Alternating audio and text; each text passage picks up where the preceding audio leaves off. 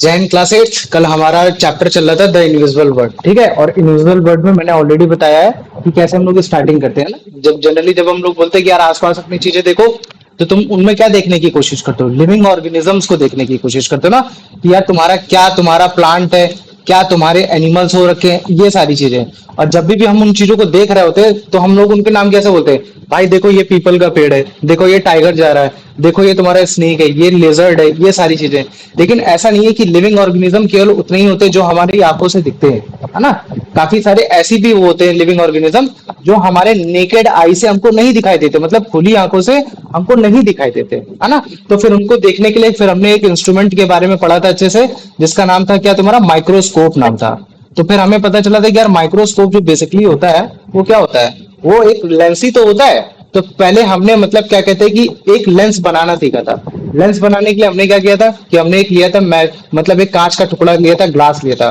और ग्लास का मतलब ऐसा ग्लास का टुकड़ा लिया था जिसमें हम लोग पानी डाल सके, पानी रख सके। तो हमने एक नॉर्मली ऐसे ग्लास लिया था, उसमें जो पानी डाला था, और वो जो ग्लास का टुकड़ा था वो कैसा था? थोड़ा कर्व था, ना कि स्ट्रेट था। तो कर्व होने की वजह से फिर हमने देखा कि यार वो मैग्नीफाइड हो रहा था, जो भी चीजें हैं उसके पीछे वो मैग्नीफाइड हो रही थी। तो उसके बेसिस पे फिर हम लोग बड़े आराम से टेक्स्ट, या फिर मान लो कि अगर किसी चावल के टुकड़े में अगर छोटा छोटा कुछ लिखा है तो हम लोग बड़े आराम से देख लेते हैं। या फिर तुमने देखा होगा जो वॉच मेकर होते हैं, जो घड़ियां बनाते हैं, वो वॉच मेकर बड़े आराम से मतलब क्या कहते हैं उसका इस्तेमाल कर लेते हैं। वही मैग्नीफाइड ग्लास जिसमें मतलब क्या कहते हैं कुछ गोल जैसा वैसा होता है, और तुम लोग बड़े आराम से उसको मैग्नीफाइड कर लेते थे ये।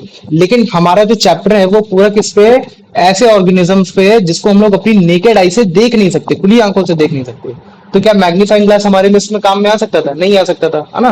तो फिर हमने इसको इसी लेंस को और थोड़ा फाइन करने की कोशिश की थी, और उसको फाइन करने की कोशिश की थी, तब जाके हमारा एक माइक्रोस्कोप बन के तैयार हुआ था। तो हमने देखा था कि भाई सबसे पहला माइक्रोस्कोप जिसने बनाया था वो तुम्हारे एंटोन ल्यूक थे। फिर तुम्हारे रॉबर्ट हुक लेकर आ गए थे, जिनका नाम जिसका जिसका जिन उनका जो मतलब माइक्रोस्कोप का नाम था वो था तुम्हारा कंपाउंड और लाइट माइक्रोस्कोप नाम था। फिर तुमने देखा था कि जॉन रस्का और तुम्हारा नॉल, है ना, इन लोगों ने मतलब क्या कहते हैं कि तुम्हारा एक बेसिकली एक इलेक्ट्रॉन माइक्रोस्कोप लेकर आए थे, जो कि और भी ज्यादा मतलब क्या कहते हैं बड़े आराम से मैग्नीफाइड कर सकता था। तो कुल मिला के हमने मतलब क्या कहते हैं कि माइक्रोस्कोप का आविष्कार कर लिया, सारी चीजें कर ली। ये है अब हम वो लिविंग ऑर्गेनिजम्स देख सकते हैं जो मतलब हमारी आंखों से नहीं दिखते थे, ये चीज है। लेकिन इससे मतलब हमें फायदा क्या हुआ? कुल मिला के हम क्या करना चाह रहे थे? हम ये देखना चाह रहे थे ना कि यार वो जो लिविंग ऑर्गेनिज्म है, जो हमारी आंखों से नहीं दिख रहा, फिर वो भले चाहे एक प्लांट हो, फिर वो भले चाहे एक एनिमल हो, वो बेसिकली होता कैसा है, वो दिखता कैसा है, उसके अंदर क्या चीजें होती हैं, इन सारी चीजों को हम लोग देखने की कोशिश करने लगे। तो अगर तुम्हें एक ऐसे ऑर्गेनिज्म जो प्लांट है, या फिर जो ऐसा एनिमल जो बहुत ज्यादा छोटा है वो किस चीज से बना है, अगर तुम्हें उसके बारे में जानना है तो सबसे पहले तुम्हें जानना होता है कि सेल क्या होता है। अगर तुमने एक बार सेल जान लिया तो तुम्हें सब कुछ समझ में आ जाएगा। जैसे मान लो कि तुम्हारे सामने ये चीज दिख रही है, एक बॉडी दिख रही है, और अगर मैं तुमसे सिंपली पूछूं क्या तुम्हें मालूम था कि हाँ तुम्हारी जो बॉडी होती है वो तुम्हारी सेल से मिलकर बनी होती है? तो बिल्कुल हाँ। इवन बॉडी ही नहीं, वो सारे के सारे लिविंग थिंग, प्लांट, एनिमल, सबके सारे ऑर्गेनिज्म तुम्हारी किस चीज से मिलकर बने होते हैं? तुम्हारे सेल से ही मिलकर बने होते हैं। तो इसका मतलब मैं क्या बोल सकता हूँ कि हाँ देखो भैया ये है सेल, है ना, ये क्या हो रखा है, ये एक सेल हो रखा है, तो ये तुम्हारा एक एनिमल सेल है। ये आपको धीरे धीरे अभी सब रट जाएगा कि एनिमल सेल कैसा दिखता है, प्लांट सेल कैसा दिखता है। तो जैसे कि ये तुम्हारा ह्यूमन बीइंग है ना, तो इस ह्यूमन बीइंग में कम से कम 2 ट्रिलियन तक तुम्हारे सेल होते हैं, है ना। लाख, 2 लाख, 10 लाख, 50 लाख, 50 करोड़, है ना। इस तरीके से तुम्हारे 2 ट्रिलियन, कम से कम 2 ट्रिलियन सेल्स होते हैं। तो सोचो वो सारे सेल तुम्हारे मतलब क्या कहते हैं पूरी बॉडी को क्या कर रहा है? मेंटेन कर रहा है। मतलब कि इन्हीं की वजह से तुम्हारी क्या है, लाइफ जिंदा हो रखी है। तो जब मैं बोलता हूँ ना कि तुम्हारी लाइफ की यूनिट क्या है, सबसे छोटी यूनिट क्या है जिसकी वजह से तुम जिंदा हो, तो तुम बोलते हो कि भैया वो है सेल। सेल की वजह से हम लोग हमारी जितनी भी एक्टिविटीज है, जो भी हमारी बायोलॉजिकल एक्टिविटीज है, जैसे खाना पचाना, रिप्रोडक्शन करना, सांस लेना, दौड़ना, खुलना, कूदना, वो सारी चीजें जो हम परफॉर्म करते हैं वो विद द हेल्प ऑफ किसकी मदद से कर पाते हैं? तुम्हारा मतलब क्या कहते हैं कि सेल की मदद से कर पाते हैं। इतने अच्छे से दौड़ पा रहे हैं, है ना। किसी के सेल ज्यादा एक्टिव होंगे मेरे सेल से तो अच्छा खासा रनर हो सकता है। किसी के ज्यादा बाइसेप्स स्ट्रांग होंगे तो बाइसेप्स में पाए जाने वाले स्टेरेटेड मसल्स उसके ज्यादा अच्छे से होंगे। तो अभी जो मैंने स्टेरेटेड मसल्स बोला, है ना, मसल्स की शेप में हम लोग आगे आने वाले टर्म में इसको सब पढ़ेंगे, ये सारी चीजें। और अगर अभी भी नहीं समझ में आया तो इसको हम लोग एक स्टोरी से भी समझ सकते हैं। जैसे इस घर को देखो, ठीक है, अगर मैं तुमसे बोलता हूँ कि यार इस घर की सबसे स्मॉलेस्ट यूनिट क्या है जिसकी मदद से तुम्हारा घर बना है, तो तुम क्या बोलोगे कि भैया मेरा जब घर बन रहा था तो मैंने देखा था कि एक मजदूर था, वो मसान, वो आपका मतलब क्या कहते हैं ईंटें लगा रहा था, और इस तरीके से ईंटें भैया लगा लगा के उसने अपना पूरा घर को बनाकर तैयार कर लिया था। हाँ पूछो। भैया स्क्रीन नहीं दिख रही। स्क्रीन नहीं दिख रही? हम्म, हाँ भैया स्क्रीन नहीं दिख रही है। ओके ब्रो, बोलना चाहिए था। स्क्रीन दिख नहीं रही, सही कहा। ठीक है, चलो मैं फिर से बोलना चाहिए था ना किसी को कि भैया स्क्रीन नहीं दिख रही, चलो कोई बात नहीं। ठीक है, अब दिख रही है। तो ये देखो, मैं फिर से एक बार तुम लोग को दिखा दे रहा है ना, ये चीज हाँ जो मैं भैया तुम लोग को बताना चाह रहा था। लिविंग ऑर्गेनिजम्स है ना। लिविंग ऑर्गेनिज्म बेसिकली क्या होता है कि तुम्हारे वो सारी प्लांट, वो सारे तुम्हारे एनिमल जो कि बेसिकली क्या होते हैं कि जो हमारे आसपास रहते हैं, लेकिन हो सकता है कि वो हमें ना दिखाई दे, ऐसे भी कुछ लिविंग ऑर्गेनिजम्स होते हैं।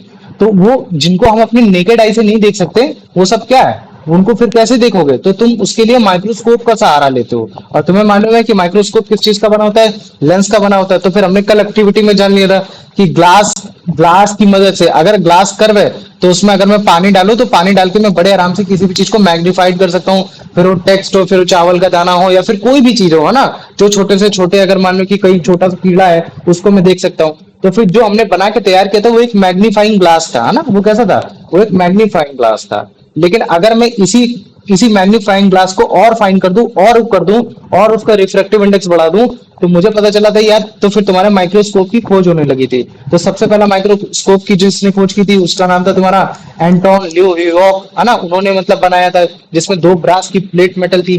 फिर तुमने देखा था कि यार मतलब क्या कहते हैं कि बड़े आराम से फिर कंपाउंड माइक्रोस्कोप बनाया था, रॉबर्ट हुक ने बनाया था, जिसको लाइट और तुम्हारा कंपाउंड माइक्रोस्कोप दोनों हो सकते हैं। फिर तुम्हारा रस्क और तुम्हारे नॉन ने बनाया था तुम्हारा, है ना, इलेक्ट्रॉन माइक्रोस्कोप।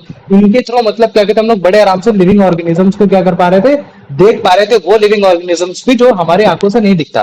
लेकिन जनरली मैं वही बताना चाह रहा था कि अगर मैं ये देखना चाहूँ कि कोई भी लिविंग ऑर्गेनिज्म जो हमारी आंखों से नहीं दिखता वो किस चीज से बना होता है, तो हम लोग उसको क्या बोलते हैं कि यार भैया वो बना होता है सेल से, है ना।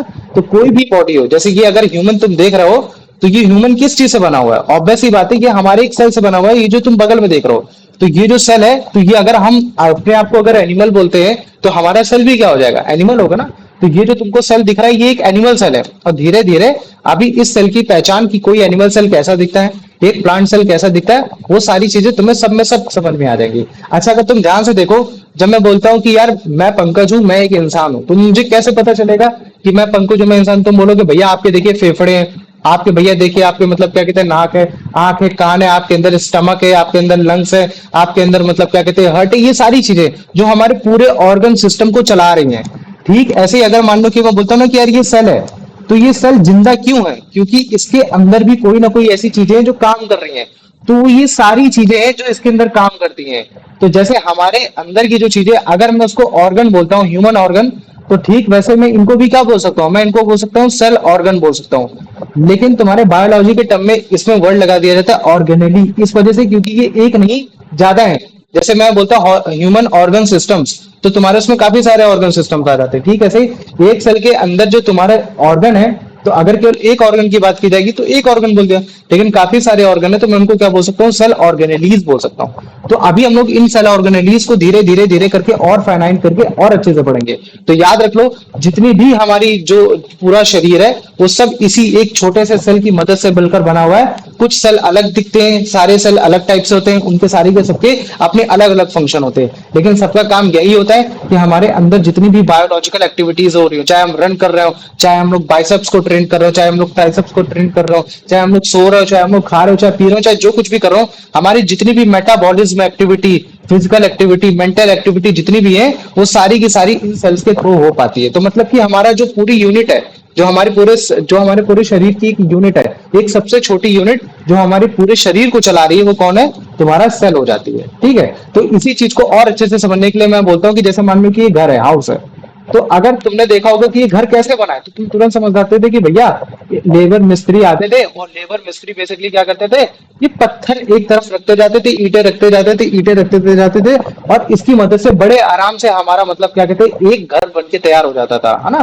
तो मैं क्या बोल सकता हूँ कि यार इस घर की एक बेसिक यूनिट क्या है, सबसे छोटी यूनिट क्या है, तो तुम बोलते हो भैया यू एक ब्रिक है, और इन्हीं ब्रिक्स की मदद से आप बड़े आराम से एक बड़ी सी बड़ी बिल्डिंग भी बना के तैयार कर सकते हो। तो ठीक ऐसे ही हमारा एक शरीर भी होता है। हमारी एक बॉडी भी होती है, एक लिविंग ऑर्गेनिज्म की बॉडी भी होती है, फिर वो चाहे एक प्लांट हो, फिर वो भले चाहे एक एनिमल हो। समझ में आ रहा है? तो उसमें जब सारे के सारे सेल आते हैं तब मिलकर हम लोग काम कर पाते हैं, तब हम लोग मिलकर चल पाते हैं, है ना। अगर जैसे मान लो कि तुमने बोला कि भैया ये ब्रिक्स रख रहा हूं, तो ब्रिक रख रहे हो, लेकिन एक बिल्डिंग दूसरी बिल्डिंग से अलग है ना। एक कमरा दूसरी बिल्डिंग से अलग काम करता है, वो छोटा है वो बड़ा है। ठीक ऐसे हमारे लाइफ प्रोसेस में जब हम पैदा हो रहे होते, बड़े हो रहे होते, खा पी रहे होते, ये सारी चीजें कर रहे होते, जब हमारी मतलब पूरी की पूरी लाइफ प्रोसेस चल रही होती, पैदा होने से लेकर मरने तक, तो हमारे डिफरेंट डिफरेंट सेल्स होते हैं, वो डिफरेंट डिफरेंट तरीके से काम करते हैं। इन सेल के अंदर तुम्हारे पास जाते हैं तुम्हारे डीएनए, आरएनए, ये तुम्हारा क्या है, ये तुम्हारा डीएनए है। ये सब के सब तुम्हारे न्यूक्लियस के अंदर पाए जाते हैं। अभी तुमको बताएंगे न्यूक्लियस क्या होता है, न्यूक्लियस कहाँ होता है, ठीक है। तो ये सारे के सारे तुम्हारे बॉडी को ट्रेन कराते हैं, सारी बॉडी को फंक्शन देते कि तुम ऐसे काम करोगे, तुम वैसे काम करोगे। इसी वजह से मतलब क्या कहते हैं कि हम लोग टर्म टू टर्म वाइज, जैसे जैसे हम लोग छोटे होते हैं तो हमारी अलग फिजिकल एक्टिविटी होती है, बड़े होते थोड़ी और अलग होती है, धीरे धीरे धीरे धीरे कर करके हम पूरी अपनी लाइफ प्रोसेस को काट लेते हैं, विद द लिविंग से लेकर डेड तक होने में बड़े आराम से।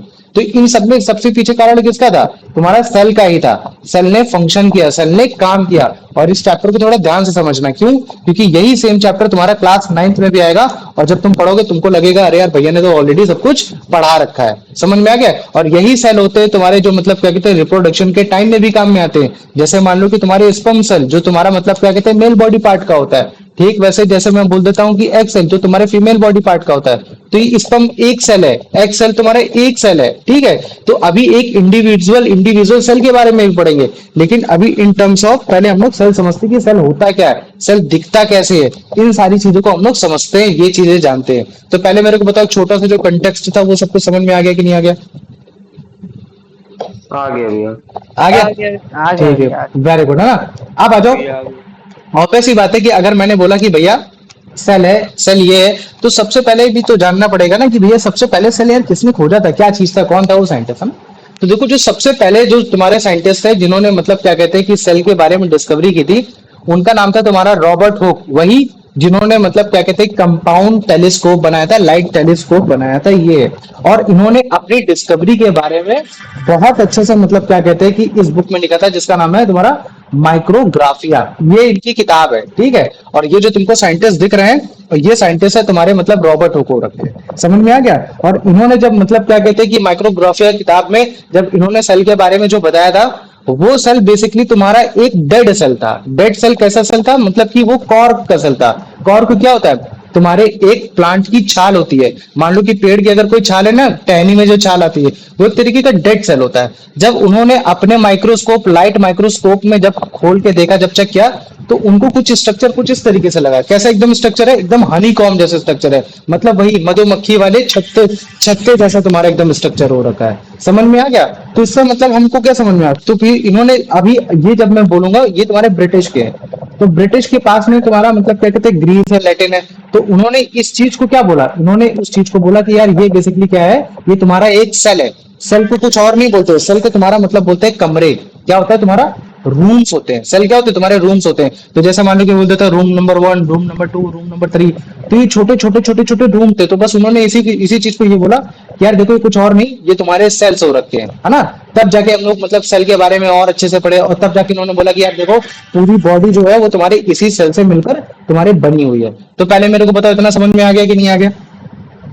आ गया भैया। आ गया ना? हाँ, ये तो ये जितनी भी स्पेस है ये तुम्हारे मतलब क्या कहते हैं कि ये तुम्हारे, अगर जैसे बोलते हैं कि पूरी बॉडी बनी हुई है इस मधुमक्खी के छत्ते जैसे एकदम सेल के उससे, तो किसके उससे बनी हुई है? तो ऑब्वियस बात है, हम समझ गए कि ये तुम्हारे एक कॉर्क की बॉडी की मिलकर बनी हुई है।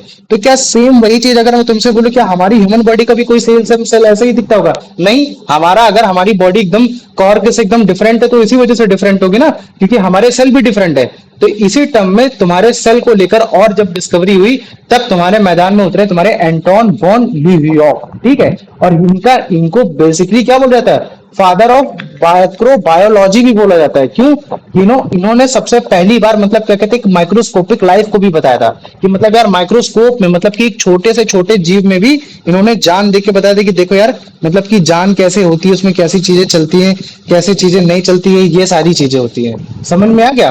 तो जब इन्होंने बेसिकली क्या किया उसके लिए पॉन्ड वाटर उठाया, पानी मतलब गए एक तालाब में गए, तालाब का पानी उठाया और उनका ये जो माइक्रोस्कोप है ना जो तुम देख पा रहे हो, इस माइक्रोस्कोप के थ्रू इन्होंने बड़े आराम से उसमें छोटे छोटे छोटे छोटे तुम्हारे प्रोटोजोआ, स्पर्म सेल्स है ना, तुम्हारे बैक्टीरिया, उनके अंदर तुम्हारी जो ब्लड कैपिलरीज है उन सब के बारे में डिस्कवरी की। और तब उनको मालूम नहीं था इतने बारे में कि ये तुम्हारे जीव क्या है, जीव क्या चीजें नहीं है। तो उन्होंने कलेक्टिवली एक नाम दे दिया कि यार इतने छोटे से पानी में इतने जो लाखों करोड़ों जीव दिख रहे हैं, उन सारे के सारे को क्या बोलते हैं कि यार ये एनिमल क्यूल्स है। क्या बोलते हैं? एनिमल क्यूल्स बोलते हैं। तो ये एनिमल क्यूल बेसिकली कुछ नहीं है, पॉन्ड वाटर में पाए जाने वो सारे छोटे माइक्रो ऑर्गेनिजम्स जो कि तुम्हारे मतलब क्या कहते हैं एंटोन ल्यूइस ने तुम्हारे मतलब डिस्कवरी की थी। बस एक सेकंड रुकना, ठीक है। हाँ, तो अभी देखो इसको देखो ध्यान से, ये पॉन्ड वाटर है ना, ये कैसा पॉन्ड वाटर है। और अभी इस पॉन्ड वाटर में हम क्या चेक करेंगे, छोटे छोटे छोटे छोटे माइक्रो ऑर्गेनिजम्स है ना, ये सारे माइक्रो ऑर्गेनिजम्स है। तो जब उन्होंने देखा था तो उनके पास ऐसा माइक्रोस्कोप नहीं था, समझ में आ गया, इतने भी फाइनाइट तरीके से उन्होंने फाइन तरीके से नहीं देख पाए थे, लेकिन फिर भी वो समझ गए थे कि यार ये जितने भी ऑर्गेनिजम्स है ये सारे मूव करें, इनके पास एक लाइफ साइकिल है, ये अपने आप को मतलब क्या कहते हैं कि जिंदा रख सकते हैं। तभी हम लोगों ने बोला कि यार इन्होंने जो भी सेल की खोज की थी वो सेल बेसिकली जिंदा सेल थे, मतलब कि वो अपने आप को क्या कर सकते थे, वो अपने आप को सस्टेन कर सकते थे, लाइफ को सस्टेन कर सकते थे। तो कुछ इस तरीके से मतलब क्या कहते हैं कि हमने एक लिविंग ऑर्गेनिज्म जो कि तुम्हारा एक जो छोटे छोटे एनिमल क्यूल्स है उसके बारे में, सेल के बारे में स्टार्टिंग में एंटोन ल्यूइस के बारे में पढ़ गया, और एक तुम्हारा वो डेड सेल जो कि कॉर्क से आया है और जो सबसे पहली बार जो सेल में डिस्कवर किया था तुम्हारे मतलब क्या कहते हैं रॉबर्ट हुक ने माइक्रोग्राफिया बुक में लिखा था जिसके बारे में, उसके बारे में भी हमने सबसे अच्छी तरीके से अंडरस्टूड कर लिया। तो पहले मेरे को बताओ समझ में आ गया कि नहीं आ गया? आ गया भैया।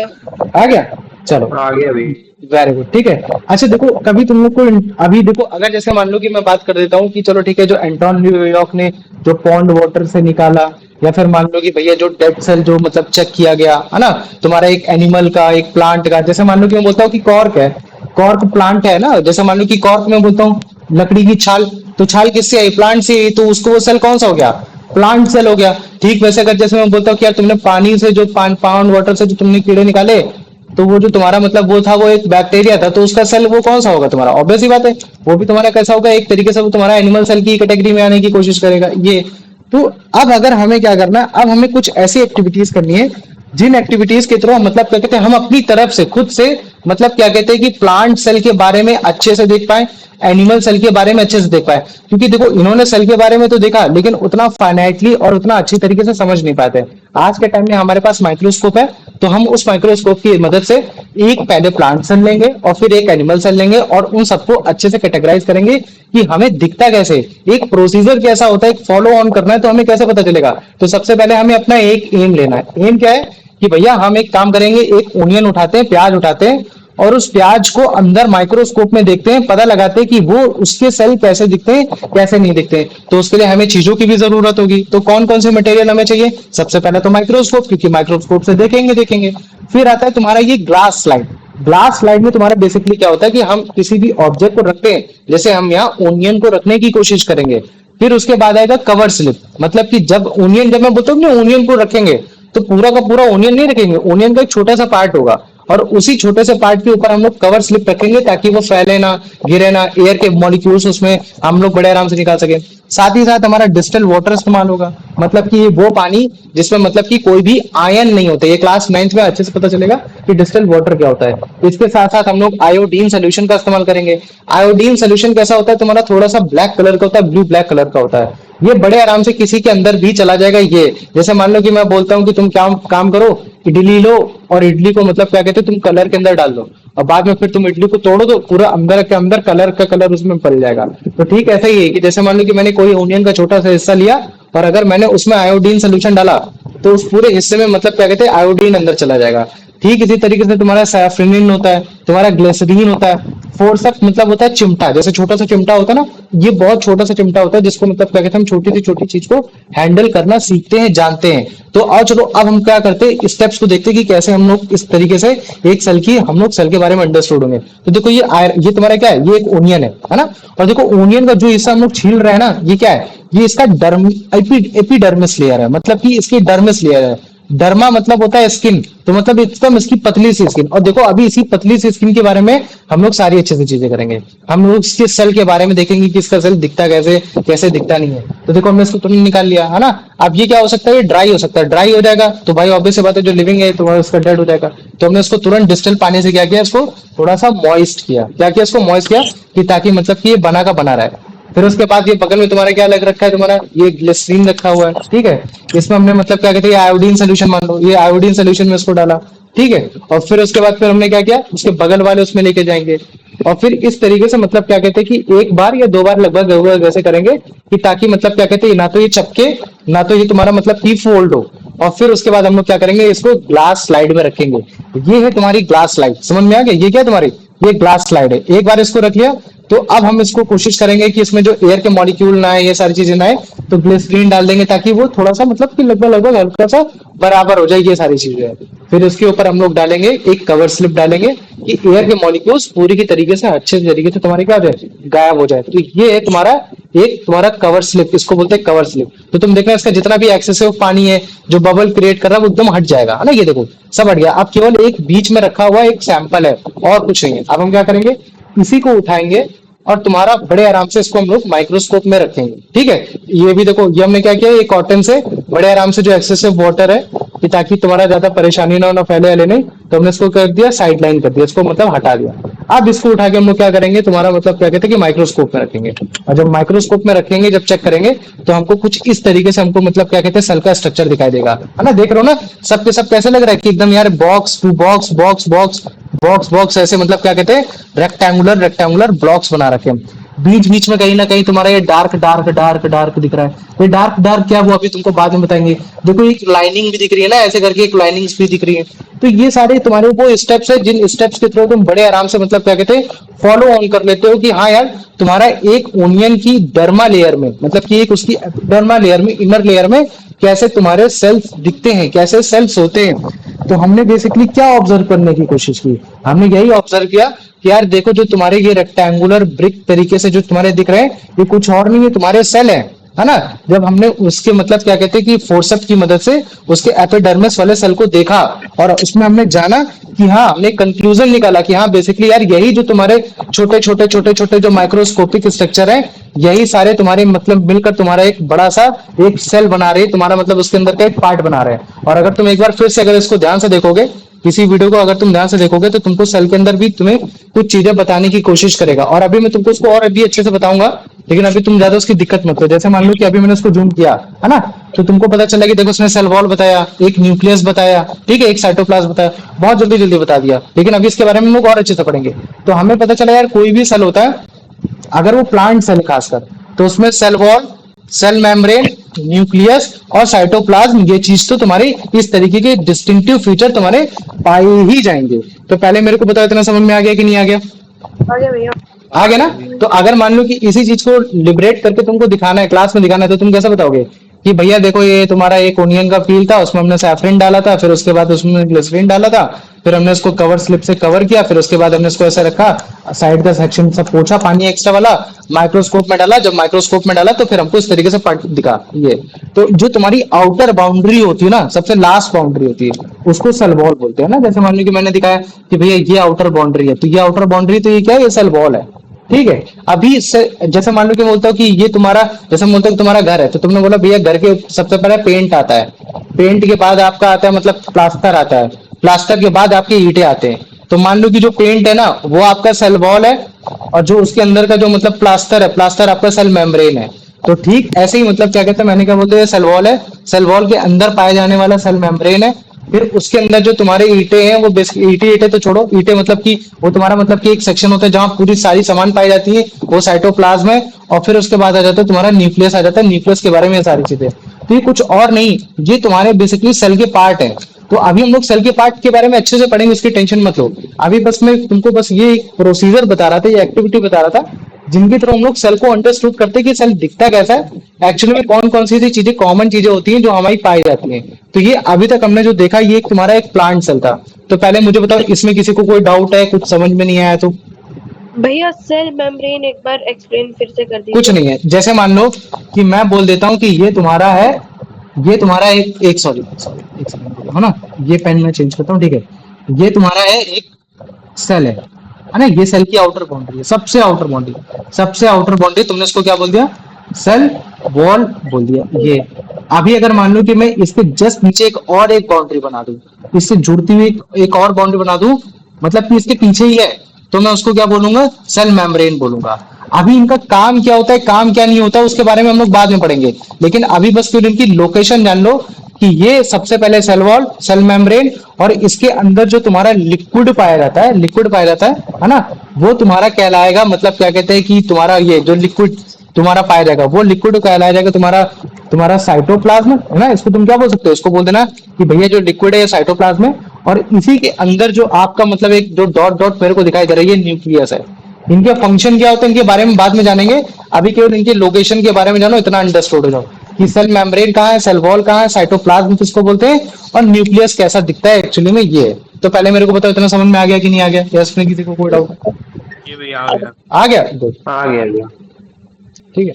तो हमने बड़े आराम से एक्सपेरिमेंट के थ्रू ये समझ लिया कि हाँ यार, तुम्हारा जो प्लांट सेल होता है, प्लांट सेल को हम लोग कैसे ऑब्जर्व कर सकते हैं, उसका हमने एम जान लिया, मटेरियल भी जान लिया, स्टेप्स भी जान लिए, कंक्लूजन भी जान लिया, ऑब्जर्वेशन भी जान लिया, सब जान लिया। ठीक ऐसे ही अगर मान लो कि मैं तुमसे बोलता हूँ कि चलो अब एक काम करते हैं, एक एनिमल सेल, है ना, क्या करते हैं, एक एनिमल सेल को ऑब्जर्व करने की कोशिश करते हैं, तो तुम सोचो हमने तो बड़े आराम से उसका मतलब क्या कहते हैं, ओनियन की एपिडर्मिस लेयर को बड़े आराम से निकाल लिया था। लेकिन तुम सोचो कि एनिमल में ऐसा कौन सा पार्ट हो सकता है हमारी बॉडी में जिसमें हम बड़े आराम से खाल को निकाल सके और उस खाल को चेक कर सके, क्योंकि तुम्हारा जो डर्मी लेयर होती है वो क्या होती है, तुम्हारी खाली तो होती है, माइक ऑफ करो यार, ठीक है, तुम्हारी क्या होती है, वो तुम्हारी खाली तो होती है बेसिकली, ठीक है। तो अगर मान लो कि उस खाल को अगर चेक करना है, तो हमारी ह्यूमन बॉडी में ऐसा कौन सा पार्ट है जिसमें हम लोग चेक कर सकते हैं, तो वो तुम्हारा होता है जो चीक सेल होती है। समझ में आ रहा है, वो क्या होती है, तुम्हारी चीक सेल होती है। चीक सेल मतलब कि जो तुम्हारे मुंह के अंदर का जो जबड़ा वाला हिस्सा होता है ना, वो तुम्हारा चीक होता है, उस चीक के अंदर जो भी तुम बड़े आराम से अगर स्क्रैच करोगे तो सेल बड़े आराम से टूट के निकल आती है। तो अब हम क्या लेने वाले हैं, एक हम ऐसा एम लेंगे जिसमें बेसिकली हम लोग एक एनिमल सेल को चेक करने की कोशिश करेंगे, और वो एनिमल सेल कौन सा सेल होगा, तुम्हारा एक ह्यूमन चीक सेल होगा। समझ में आ गया, तुम्हारा ह्यूमन चीक सेल होगा, उसको हम लोग माइक्रोस्कोप में एग्जामिन करेंगे कि वो कैसा दिखता है कि नहीं दिखता है। तो अब हम लोग क्या करेंगे, मटेरियल्स लेंगे, वही सेम चीज, पहले क्या लेंगे, माइक्रोस्कोप ले लिया हमने, ग्लास स्लाइड ले ली, कवर स्लिप ले लिया, ठीक है। इस बार हमने आयोडीन सोल्यूशन नहीं डाला, इसके बदले में क्या ले लिया, तुम्हारा मिथाइलिन ब्लू सोल्यूशन हो गया। कुछ नहीं, ये भी स्टेन करने के काम नहीं आते। ब्लॉटिंग पेपर हो गया, ब्लॉटिंग पेपर वही पेपर जो एक्सेसिव वाटर को तुम्हारा सोख ले रहा था, ये चीजें हो गया। ड्रॉपर हो गया, ड्रॉपर मतलब कि तुम बड़े आराम से किसी चीज से उठा के किसी चीज को डाल सकते हो, है ना। मिथाइलिन सोल्यूशन है, तो अगर मान लो कि तुमको डालना है तो तुम ड्रॉपर की मदद से डाल सकते हो। और तुम्हारा वो टूथपिक या फिर वो स्क्रैपल जो तुम्हारा स्टेराइल हो, मतलब कि एक तरीके से कैसा हो, इन्फेक्टेड ना हो, तो तुम बड़े आराम से उससे मतलब क्या कर सकते हो, स्टेप्स के उनके कुछ स्टेप्स को फॉलो करके तुम बड़े आराम से ऑब्जर्व कर सकते हो। तो देखो ये एक मेथड है, उस मेथड के थ्रू देखना भी मैं तुमको बताऊंगा कैसे एक एनिमल सेल को निकाला। तो ये देखो, जैसे मान लो कि टूथ पिक हो गया, स्क्रेप, हमने क्या किया, इससे बेसिकली हमने चीक सेल को निकाला, ठीक है। अब हमने क्या किया, वही सेम फंडामेंटल, हमने इन चीक सेल को कहाँ रखा, तुम्हारा उस चीज में ग्लास स्लाइड में रखा। अब इसके ऊपर क्या डालेंगे, मिथाइलिन ब्लू सोल्यूशन डाल दिया, है ना, ये तुम्हारा बड़े आराम से। और फिर इसके डालने के बाद क्या करेंगे, इसी को हम लोग तुम्हारा कवर स्लिप से कवर करेंगे, है ना, क्या करेंगे, इसको कवर स्लिप से कवर कर लिया। और जो तुम्हारा अगर एक्सेसिव वाटर है तो उसको निकाल लिया तुम्हारा ब्लॉटिंग पेपर से, नहीं हुआ तो कोई बात नहीं। फिर उसके बाद हमने उसको माइक्रोस्कोप में रखा, और माइक्रोस्कोप में रखने के बाद फिर हम लोग क्या करेंगे, उसको एनालाइज करेंगे। तो हमको पता चलेगा कि यार देखो मेरे सेल कुछ इस तरीके से दिखाई दे रहे हैं, एयर के मॉलिक्यूल्स ये हो गए, कुछ फ्रेंडली बैक्टीरिया भी दिख जाएंगे। तो तुम देख रहे हो कैसे छोटे छोटे इस तरीके से तुमको सेल दिखाई दे रहे हैं, जिसमें इसकी मेम्ब्रेन है, न्यूक्लियस है, साइटोप्लाज्म है, वही चीज है। और अगर मान लो कि मैं अगर इसी फंडामेंटल का अगर मैं एक डायग्राम बना के अगर मैं तुमको दिखाना चाहूँ, तो कैसा दिखाई देगा, वो कुछ बगल में कुछ इस तरीके से दिखाई देगा, जिसमें तुमको कैसे दिख रहा है, कुछ इरेगुलर सेल दिख रहा है। और इसमें बस एक खास बात ये है कि इसमें सेल वॉल नहीं पाया जा रहा, है ना। अगर जैसे मान लो कि सबसे पहले मैं क्या बताना था कि भैया सबसे पहले सेल वॉल, फिर उसके बाद सेल मेम्ब्रेन, लेकिन तुम्हारा मतलब क्या कहते हैं, एनिमल सेल में सेल वॉल कैसी होती है, एब्सेंट होती है, ये तुम्हारी पाई नहीं रहती। तो हमारी स्टार्टिंग कैसे हो गई, सेल मेम्ब्रेन से स्टार्टिंग हो गई। फिर तुम्हारा अंदर का जो लिक्विडी पार्ट है वो कैसा हो गया, तुम्हारा साइटोप्लाज्म में क्या लाया जा रहा है। और फिर इसके अंदर जो हमने ब्लैक कलर के जो डॉट देख रहे हैं भैया, ये आपका न्यूक्लियस होगा। तो ये स्टेप्स हैं, है ना, ये स्टेप्स हैं। इन स्टेप्स के थ्रू मतलब क्या कहते हैं, हमने बड़े आराम से निकाल लिया। तो हमने क्या चीज ऑब्जर्व किया, वही माइक्रोस्कोप में चीजें जो तुम्हारी एक फ्लैट इरेगुलर सी शेप हो रखी है, जिसमें से एक जो प्रोमिनेंट डार्क कलर का जो हमको दिख रहा है वो न्यूक्लियस हो रखा है, जो सेंटर में बेसिकली पाया जा रहा है। उसके अराउंड जितना भी लिक्विड है तुम्हारा साइटोप्लाज्म में क्या लाया जा रहा है, सराउंडिंग में जितना भी लिक्विड है कैसा है वो तुम्हारा साइटोप्लाज्म में क्या लाया जा रहा है, और वो जिस बाउंड्री में पाया जा रहा है वो बाउंड्री क्या है, तुम्हारी सेल मेम्ब्रेन हो रखी। तो कंक्लूजन हमने क्या देखा कि हाँ यार ये तुम्हारे एक तरीके का तुम्हारा एनिमल सेल हो रखा है। बस एक चीज हमें अंडरस्टूड होनी चाहिए कि यार इसमें तुम्हारे ना तो सेल वॉल पाई जा रही है, ना ही तुम्हारा क्लोरोप्लास्ट पाया जा रहा है, ठीक है, क्योंकि क्लोरोप्लास्ट और सेल वॉल ये दोनों के दोनों तुम्हारे कहाँ पाए जाते हैं, तुम्हारे प्लांट सेल में पाए जाते हैं। तुम्हारे मन में क्वेश्चन ये आ सकता है कि भैया हमने वहां कलर करने के लिए आयोडीन सोल्यूशन का इस्तेमाल किया था, यहाँ हमने आयोडीन सोल्यूशन का इस्तेमाल क्यों नहीं किया। तो देखो आयोडीन सोल्यूशन जो होता है वो किसी भी चीज को ब्लू और ब्लैक बड़े आराम से तब कर देता है अगर उसमें स्टार्च पाया जा रहा है। और तुम्हें मालूम है कि प्लांट के जो प्लांट होता है, प्लांट में क्या पाया जाता है, स्टार्च पाया जाता है। तो उसी स्टार्च को बड़े आराम से ब्लू ब्लैक कर सकते हैं, तो मतलब हमको दिखाने में बड़े आसानी कर सकता है। लेकिन एनिमल में कोई भी तुम्हारा स्टार्च नहीं पाया जाता है ना, उसमें ऐसा कुछ भी स्टार्च नहीं होता। और ये स्टार्च बनता है किसकी वजह से, तुम्हारा क्लोरोप्लास्ट की वजह से बनता है। इसी वजह से ये बोला जा रहा है अभी जो हम लोग पढ़ रहे हैं एनिमल सेल में क्या बोला जा रहा है कि यार देखो एनिमल सेल में एक तो सेल वॉल नहीं है, लैक है, मतलब कि कमी है इस चीज की, लाख नहीं लैक है, और इसके साथ साथ तुम्हारा क्लोरोप्लास्ट की कमी है ना। इसी वजह से बस केवल हमको इसमें न्यूक्लियस दिख रहा है और तुम्हारा साइटोप्लाज्म दिख रहा है, और उसके साथ साथ मतलब क्या कहते हैं उसकी सेल मेम्ब्रेन एक दिख रही है। तो पहले मेरे को बताओ समझ में आ गया कि नहीं आ गया, या इसमें किसी को कोई डाउट है? आ गया भैया। आ गया, गुड, ठीक है। तो अब हम ना एक सीरीज आगे बढ़ेंगे। हमने सेल के बारे में जान लिया कि एनिमल सेल कैसा दिखता है और प्लांट सेल कैसा दिखता है ना, ये चीज है। लेकिन अगर तुमको टाइप्स ऑफ सेल के बारे में जानना है कि सेल कितने तरीके से हो सकते हैं, तो तुम्हें मतलब पहले एक ऑर्गेनिजम्स के बारे में भी थोड़ा बहुत जानना पड़ेगा, ठीक है। जैसे मान लो कि अगर मैं बात करता हूँ यार ऑर्गेनिजम्स मतलब कि ऐसे जीव जंतु, है ना, तो मैं बोलता हूँ कि ऐसे ऐसे बेसिकली जो जीव जंतु होते हैं कितने सेल से मिलकर बने होते हैं। तो तुम बोलोगे कि भैया ज्यादातर जीव सेल जो होते हैं काफी ज्यादा सेल से मिलकर बने होते हैं, तो तुम बोल देते हो मल्टी सेलुलर। अगर मैं इसको और कैटेगराइज करूं, मल्टी सेलुलर का मतलब क्या होता है कि एक से ज्यादा सेल, तो मतलब कि ऐसे ऑर्गेनिज्म जो तुम्हारे एक से ज्यादा सेल से मिलकर बने होते हैं। ठीक ऐसे तुम्हारे काफी सारे ऐसे भी ऑर्गेनिज्म होते हैं, काफी सारे ऐसे भी तुम्हारे जीव जंतु होते हैं जो तुम्हारे यूनिसेलुलर होते हैं, मतलब कि केवल और केवल एक सेल से ही मिलकर बने होते हैं। तो अब हम क्या करेंगे कि एक एक तरीके से हम लोग ऑर्गेनिजम्स को पढ़ेंगे। जैसे सबसे पहला वो ऑर्गेनिजम्स पढ़ेंगे जो कि तुम्हारे केवल एक सेल से मिलकर बना होता है, ठीक। तो हम क्या बोलते हैं यूनिसेलुलर ऑर्गेनिज्म की अगर डेफिनेशन देंगे कि भैया a organism that is made up of single cell, केवल एक सेल से मिलकर बना हो, तो हमने उसको बोल दिया यूनिसेलुलर ऑर्गेनिज्म। एग्जांपल की बारी आएगी तो तुम बताओगे अमीबा, है ना, पैरामीशियम, यूग्लेना, ये चीज है। तो अगर जैसे मैं तुमको दिखाऊं तो ये क्या है तुम्हारा, ये यूग्लेना है, समझ रहे हो कि नहीं समझ रहे, ये यूग्लेना हो गया। अगर इसके बगल में तुमको दिखाऊं तो ये है तुम्हारा पैरामीशियम है, तुम समझ रहे हो, ये पूरा का पूरा ऑर्गेनिज्म ही है, मतलब कि खुद में एक लिविंग बीइंग है।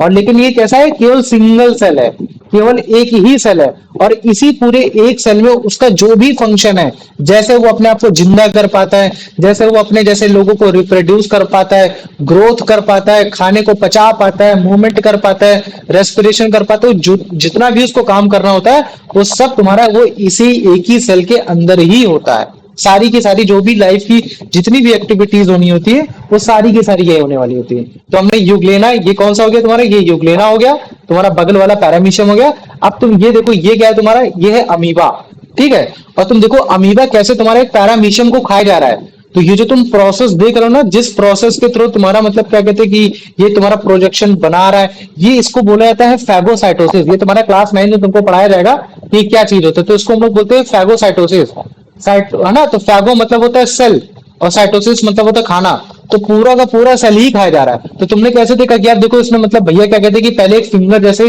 एक स्ट्रक्चर बना था फिंगर की तरीके से, फिर जाके उसको कंक्लूड किया, फिर उसको जाके पकड़ लिया।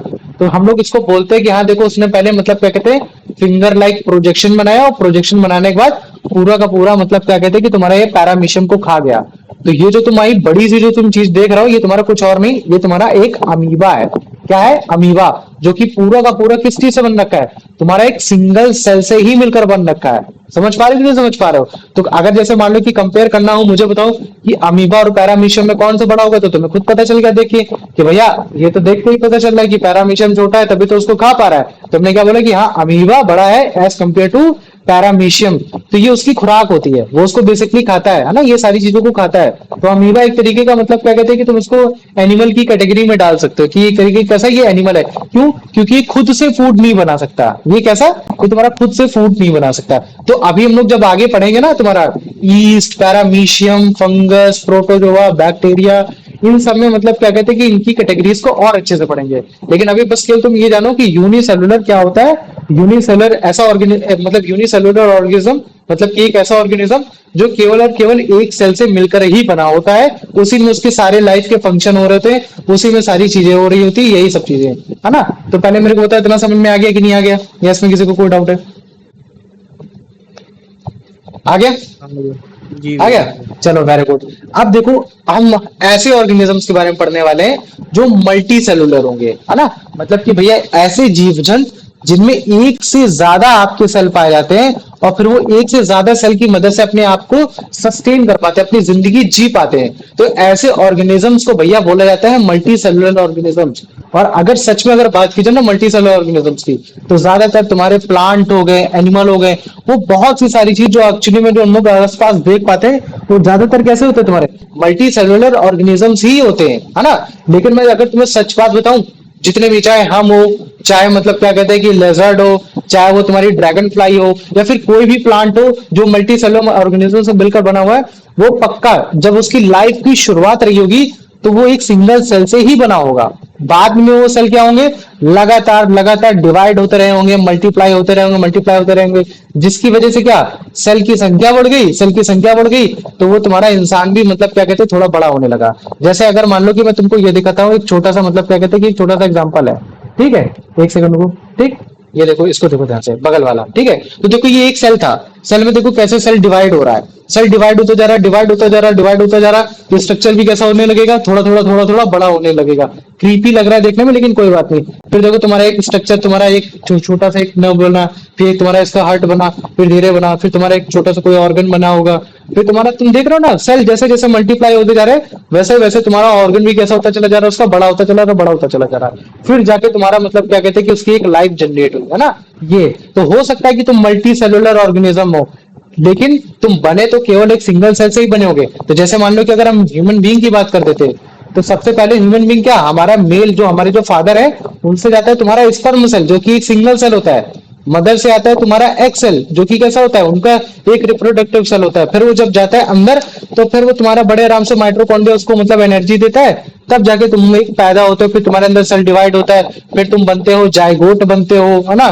फिर तुम्हारा मतलब क्या कहते हैं पूरी बॉडी बनती, फिर ये सारी चीजें बनती है। तो रिप्रोडक्शन इन एनिमल जब तुम्हें पढ़ाया जाएगा तब तुम्हें इसके बारे में और अच्छे से समझ में आ जाएगा। तो पहले मेरे को बताओ ये जो मैंने मल्टी सेलुलर ऑर्गेनिजम्स में कैसे सेल डिवाइड हो रहे हैं, कैसे एक सिंगुलर सेल से मल्टी सेलुलर सेल बन रहा है, और वो मल्टी सेलुलर सेल हमारी जिंदगी भर बनते रहते हैं, जिसकी वजह से हमारी एज भी लगातार ऐसे बढ़ती रहती है। हम लोग लाइफ के अलग अलग पहलू को भी देख पाते हैं, कहीं तो हमारे सर गंजा हो रहा है, कहीं हमारे चीक्स वो हो रहे हैं। तो मतलब कि मल्टीपल चीजें हमारे साथ लाइफ में इन्हीं सेल के वेरिएशन के कारण, बनते बिगड़ते रहने के कारण हमारे साथ होती रहती हैं। तो पहले मेरे को बताओ इतना समझ में आ गया कि नहीं आ गया? आ गया?